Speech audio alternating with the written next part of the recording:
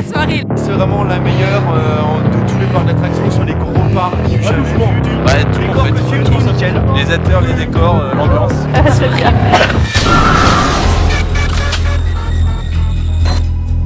Le 12 octobre 1742, un homme de Mirecourt écrivait à l'érudit Dom Calmet pour signaler le phénomène de hantise dont il était victime dans sa maison.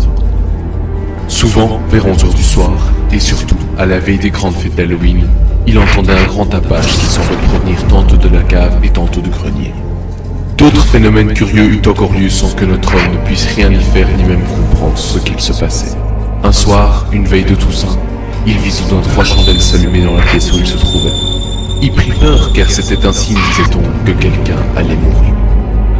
Plus de 30 fois cet homme se releva pour tenter de découvrir la cause de ces événements pour le moins troublants, mais il n'y parvient jamais, et à la fin, il dut quitter la maison.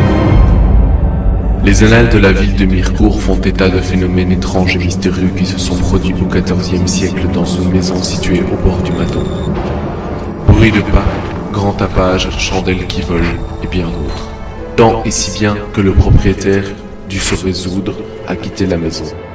Depuis lors, le calme règne dans cette maison où vit aujourd'hui le docteur Robowski, médecin psychiatre et lointain descendant par alliance du malheureux propriétaire évincé par les phénomènes étranges. Pourtant, au dire de ses voisins, le docteur Robowski est un curieux personnage et sa maison, certaines nuits, retentit de bruitre. À 2 siècles d'intervalle, la maison serait-elle à nouveau le siège de phénomènes paranormaux ou bien le docteur Robowski lui-même serait-il à l'origine de ces phénomènes? Bienvenue dans la maison du tourment.